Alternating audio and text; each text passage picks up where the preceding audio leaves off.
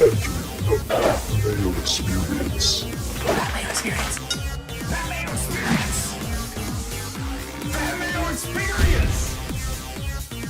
Experience. Welcome to the Pat Mayo Experience, presented by DraftKings 2021 Northern Trust Research Early Picks, and a breakdown of the entire field and course with a look back at 2019, the last time the opening FedEx Cup playoffs event was held at Liberty National. I have some insight on this course because I walked the course. I did my videos. Dave OTs will remember that I was shooting live on the scene that week following Tiger around. That was a lot of fun. Never want to do it again, but it was a lot of fun. I ended up getting stuck in Newark because of a rainstorm, that I didn't get home, that I didn't get to shoot my shows, and just it throws off my entire schedule going to places. But it was a lot of fun for the time that I was actually on the course and filming. But that's neither here nor there. There's a lot of fescue around if you miss the fairway by a bunch, and it's real difficult to get out of. More on that in a second. No Listeners League link as of yet. I have not received a confirmation email that there will be a Listeners League this week. We did not fill it a week ago. Shame on both me for not promoting it properly, and all of you who listened and didn't join the league. They made it smaller to the point where it doesn't exist anymore. So no more rake-free money. I'm going to try to get that rectified and put that in Monday's show with Feinberg. It will not be as big, almost guaranteed, if there actually is one. So that sucks. But either way, smash the like button to the episode. Subscribe to Mayo Media Network. And in the comment section, give me your early lean for the Northern Trust at Liberty National GC. Also, fantasynational.com/Mayo. Get you 20% off all the stats, all the tools, the lineup generator, the ownership projections. You might as well hop in. We got 3 more playoff events. And the season just starts right away at Silverado again, so there's never a bad time to get in on fantasynational.com. There is, however, a really good time to get in on runthesims.com. Runthesims.com is essentially what Fantasy National is to golf, runthesims.com is to football. If you want to do your research, you want an optimizer, you want betting tools, projections, game simulations, it's all tools, customizable tools up on the site right now. So runthesims.com/Mayo.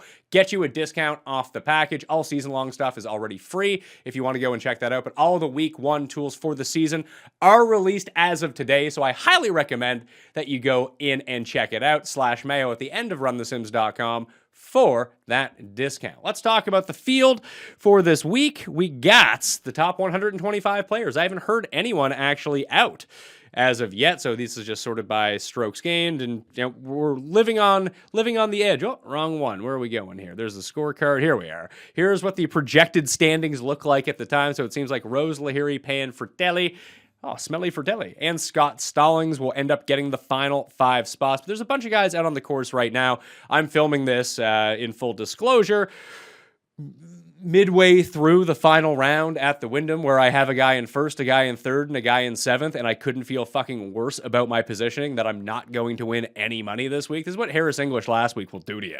Just strikes the fear of God. I actually think this might be penance from getting that Cantlay win at Memorial. Like, the gods are now paying me back. So I had Harris English last week, really should have won, was running away with it. Obviously, he doesn't win. Russell Henley is in primo position, and even after playing poorly on Saturday, still ends up going into Sunday with a 3-stroke lead. That evaporates like that, and he's playing like absolute crap. Hopefully, Henley can hold on and surge on the back 9 or something like that, but I'm not feeling good about it as I'm speaking right now. Maybe by the time I finish recording, get the show out, everything will be good.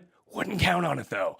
Too many people have money on Russell Henley this week that it can never work that way. It'd be too big of a celebration should anything happen, so it's a bummer. Hopefully it pulls through, because I'd like to have some money. I hope to have Brendan Grace inside the top 5. Maybe see Woo can come back and get his win. I don't know.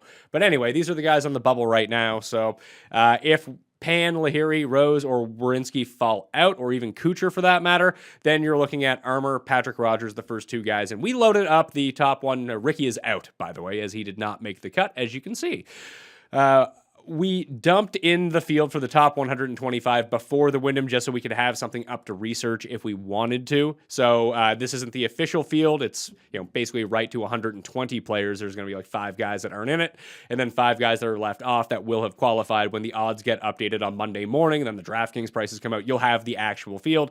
I'll keep you up to date in the newsletter too, by the way. Hit the description and join the newsletter. There's football and golf going on in there right now with sweet promos and giveaways. Like I think sort of like the one and done for the golf season that I ran. I think that we're going to do a season-long props competition, a weekly props competition over at Prize Picks. So I'm going to dump the link in the description of the audio podcast right now, that if you use our link and code MMN depositing at prizepicks.com, you basically get double your money up to $100. If you deposit $100, you get $200 in your account. And I don't know what the price points are going to be for these competitions, but I think they're probably going to be $100 each, and there's going to be 2 of them. So if you just deposit right now the $100, you'll have money for both of them. That seems pretty easy to do. And then you get to feast on like the really soft NFL preseason lines, and hopefully Justin Rose wilt so I can win my Prize Picks for golf this week on the over-unders, although fucking Henley's probably going to blow it and come in like T28 or something stupid like that. Anyway, hit the description on the podcast or just go to prizepicks.com, code MMN, and make that deposit. So no surprises in the field whatsoever. It's everyone that you would expect, the top 125. Suppose we should talk about the course, and here is the scorecard for Liberty National this time around. 7,410 yards. That's about 30 yards longer than when Patrick Reed won this event in 2019. And just a couple notes on how the course actually shapes up. There's 98 bunkers, 10 water hazards, bentgrass greens. They're going to be smaller than regular average size greens, like 4,800 square feet. So one of the things that I found, and we'll jump into this in a second, but in 2013 when Adam Scott won, ball striking was tantamount to being at the top of the leaderboard.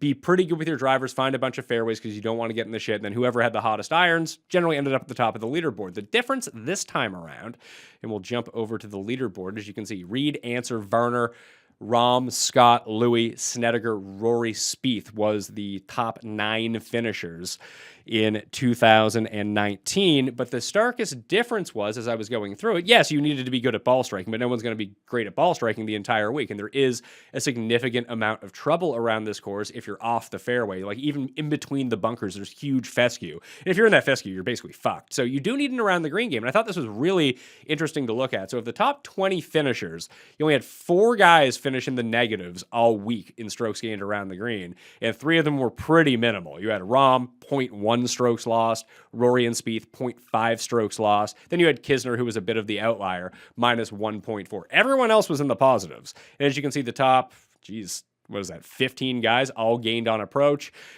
It almost takes a complete tee to green game to really excel here and find your way up at the top of the leaderboard. You see how Reed and Ancer and even Varner, for that matter, accomplished what they did in 2019. Again, last year was at TPC Boston, so you don't want to be looking at that if you're doing course research, by the way. Although there has been sort of a trend of the better players winning at the first FedEx Cup event. Since the inception of the FedEx Cup playoffs in 2007, the opening event has been won by a player inside the top 25 in the world rankings 12 out of 14 times. We hit Hunter Mahan. I actually just had to retire Little Hunter, my computer I bought with those winnings in 2014 at the Barclays. Hunter Mahan was 41st in the world that year, and Heath Slocum was number 197 in the world and outdueled like Tiger, Ernie, Stricker, Harrington in 2009. Those were the 2 big outliers. 4 of the past 6 winners of the opening playoff event had a victory already in the calendar year, and 5 of the past 6 winners entered the week ranked top 10 in the FedEx Cup standings. So, I clicked on the wrong one again. So that kind of narrows down our pool right here. My early lean is probably Morikawa or Spieth, weirdly enough. Louis, too. I can't believe Burns is inside the top 10. Does anyone have a chance of passing him this week? No, it doesn't seem like it. No one at the Wyndham is really making that big of a run. All of these guys are such good players. It sets up really well for them. But where Spieth has really improved his driving, and Morikawa is not like the absolute nut low around the greens anymore, that maybe we can start fudging it a little bit, and like those 2 guys really stick out to me. And I don't think that they're going to be tops in the betting odds. You're going to get Rahm.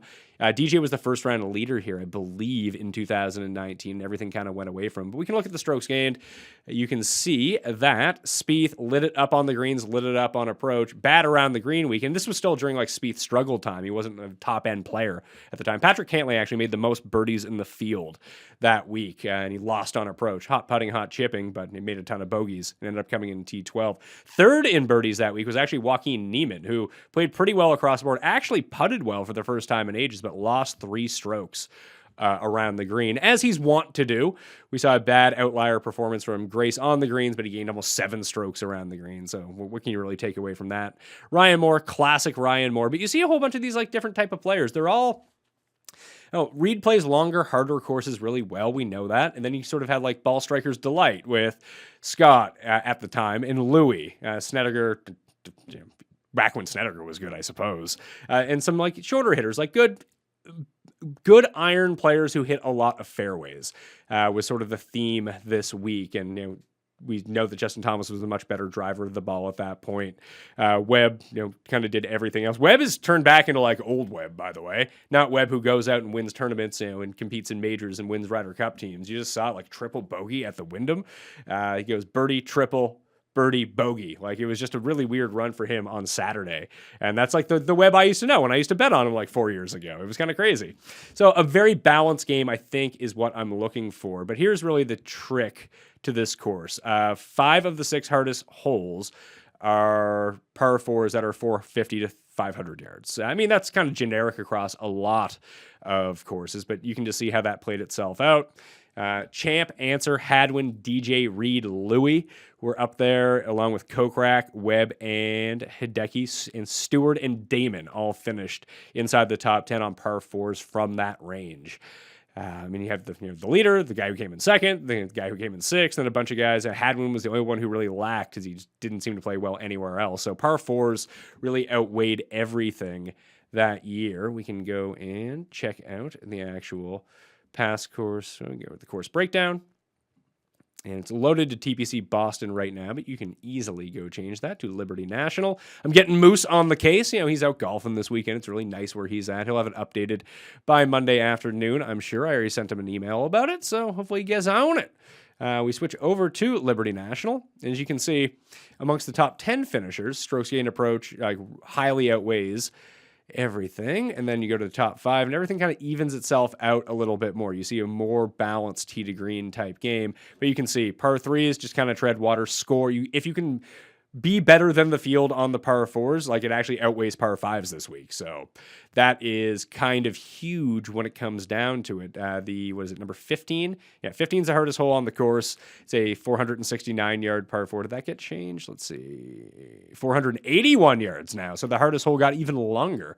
I wonder how that's going to affect things. If it'll make it even harder, or now it's like easier layup areas. I don't know. I'm not on the course this year. So it does seem like you would probably want guys for any chance of a birdie streak starting on number 1, as you have 9, 10, and 11 as 3 of the 5 hardest holes on the course.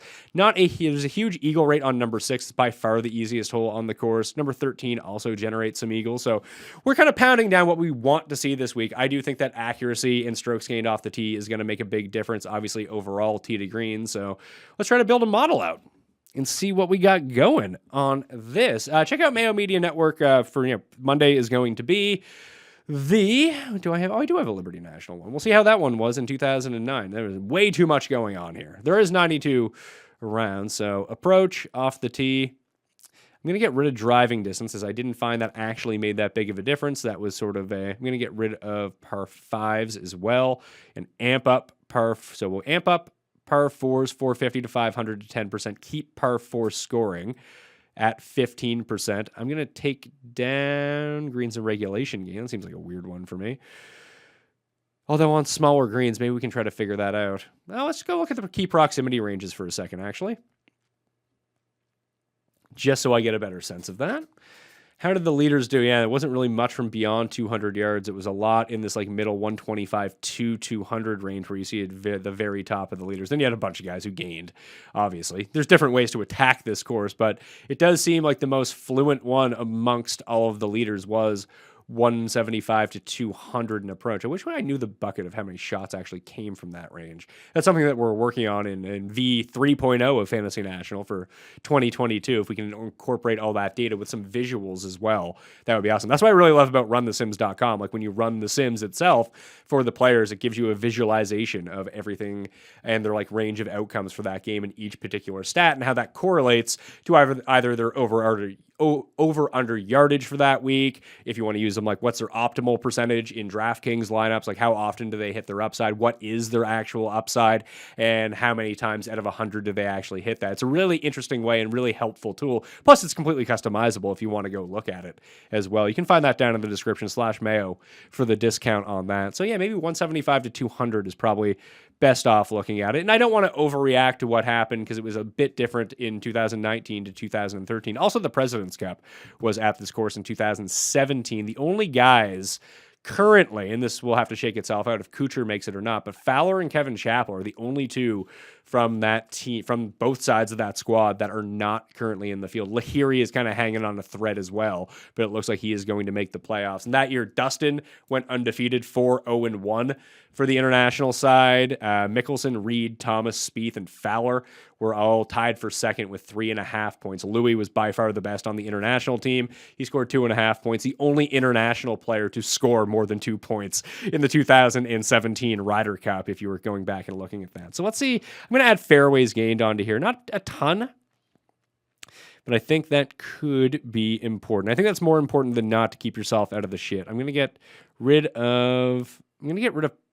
No, I need to leave in 5% putting just so it doesn't give me Luke List and all the players that I normally like. It's a bit of a hedge against myself knowing to put that in. I'm going to put opportunities gained in, get rid of greens and regulation gained.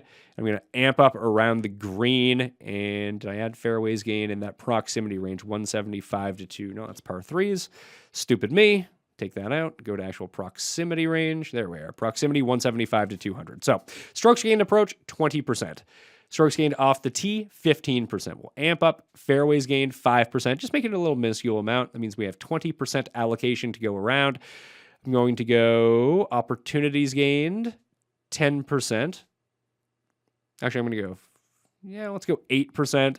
7% for 175 to 200 proximity. I'm going to bump up around the green 10%, and that gives us 100. So the final tally on the modeling is approach 20 off the tee, 15 par fours overall gained, 15%.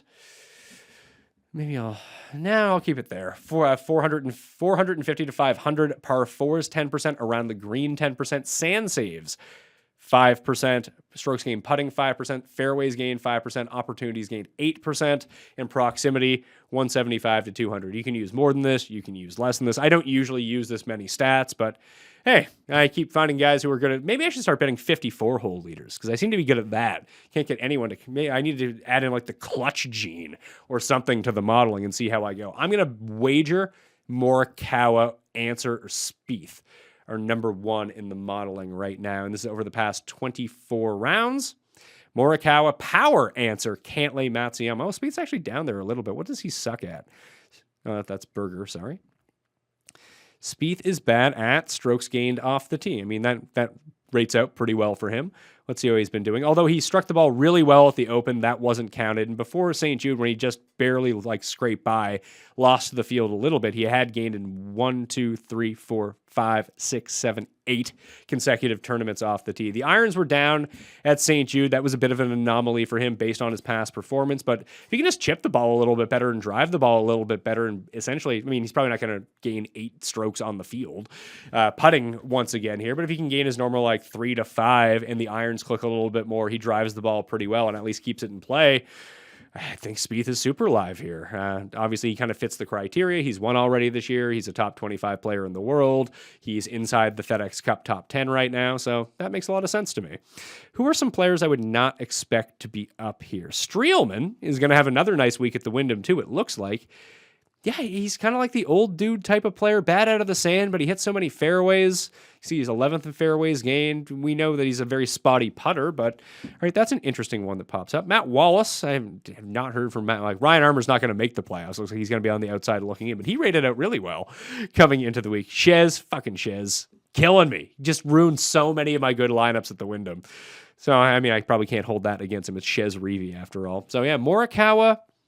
Worry about the putting, but the around the green and sand saves have been getting better. Let's narrow this gap a little bit to past 12 rounds. I did mention this is on Bentgrass a little bit earlier, but we can take a look at Bentgrass putting as well. That should give a lean to Morikawa and Neiman, of all people, as sort of different outliers, like above what their normal baseline is. At least in my mind, those are the two that really stick out to me. So over the past 12 rounds, you got Morikawa, Harry English, Rahm, Matsuyama, Seamus Power. Can we really go with Seamus Power? Man, in a FedEx Cup playoff event, he's been fucking killing it. Just absolutely crushing it. I don't think he made the cut at the Wyndham, though. No, I can't remember. I should probably look that up. Let me just do a quick scan here. Oh, good. Henley's back in the lead. And Grace is in second. All right.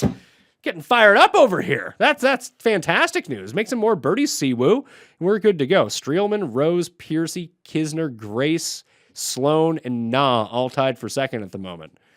All right. Henley wins, Grace top 5, and I got myself some cash for the week to go wasted on the playoffs and football upcoming. Seamus Power did make the cut. He is T63 through 10 holes starting on the back as I am recording this. Pretty good off the tee week, decent iron week, decent around the green, pretty mediocre putting. He's lost 3.2 strokes putting, so actually more than that. Oh shit, yeah. He had a decent round 2, I suppose, but yeah, the putter's been really bad for him. But, I mean, he continues to rate out well. He's a hard guy to know what to do with. And you see, like, Brian Stewart, who's having a pretty decent week as well. He's also up there. Do I really want to go with him? I feel like he actually played well last time it was here. Let's take a look at Brian Stewart. Rascals, checkmate card now, and thrust. Brian Stewart coming down with the Northern Trust. T52. All right, a lot of it was putting. So I'm probably going to be off Stumanji. There's Spieth. Let's go back down. Let's see. Gim, Shez, List. All the guys that I went after this week who were absolutely terrible. Bo Haug is going to be on the outside looking in for the playoffs. Charles is sort of interesting, I suppose. Gracie as well. Sergio on paper kind of fits that Adam Scott type player. Ryder. Okay. Maybe the short term is not the best way to look at this, just because it gives so much credence to guys that have played like the past 6 weeks in these like super easy events versus some of the top end players who only play WGCs and majors. So maybe shortening the sample. I think if you look in the $6,000 range, once that comes out, that might be a way to go look at it. But we probably want to take a longer view on this for the very top players in the field. Keegs is still up there. What has he been doing lately?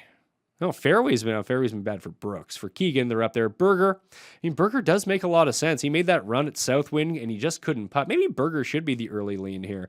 He has a win 9.9 strokes on approach. He's been playing some really good golf.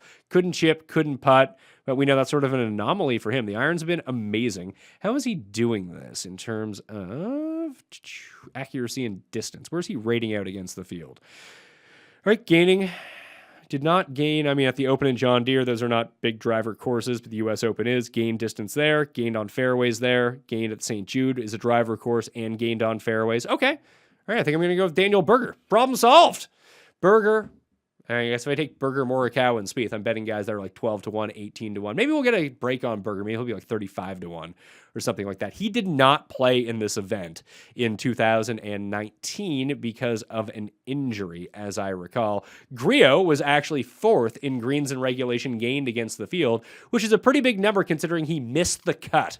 I didn't go to look into how many strokes he lost putting, but I bet you it was all the strokes that week. Let's see, 2019, lost 4 around the green and over 5 in 2 rounds putting, but he absolutely struck the shit out of the ball at this course. Man, if that guy could just putt, he's so good. So good. But he can't. Maybe this is where actually I saw Corey Connors on the putting green at this event, and he missed like 38 consecutive 8-foot putts just practicing them. It was like the same putt over and over. I was like, oh God, this isn't going to be good. So he's kind of cooled off since his really hot run. Aaron Wise is one to look at, I think. And I got to see if he's actually in the playoffs first, but... Oh, yes, he's number 62 in the playoffs. All right, so he actually finished quite well and was up there in birdie or better rate at Liberty National in 2019. Ranks out 34th in the modeling. We know he can't putt. That's just a thing that you're going to have to live with him. But it is technically a coastal course. It's right on that like river. Is it the Hudson River? It's funny, I used to live like 5 minutes from this course, and now I can't remember any of the geography of New York whatsoever. So 66th and 69th. He's having a better week right now at the Wyndham, although that's, obviously not a corollary course to this whatsoever because it's so much shorter, but he is in T39. Oh, and he made a 9. Jesus Christ. He made a 9 on number 14 on Sunday. So that's not going to help you. And he's still even on the round. So you can see how he can make these birdies and be up there in bunches. But for DraftKings scoring, I mean, you got to think of this more like a limited field, not an invitational field. Like there's only 125 players. Top 65 in ties make the cut. So if Aaron Wise makes the cut, he's probably going to outscore his position. He's actually putting really well this week at the Wyndham. Really wonder what happened on this hole. Now I'm very curious to go check this out. Oh, OB off the tee. And then out of a bunker to unknown OB. Oh, Jesus. Guy's shot tracker looks like my shot tracker at the moment.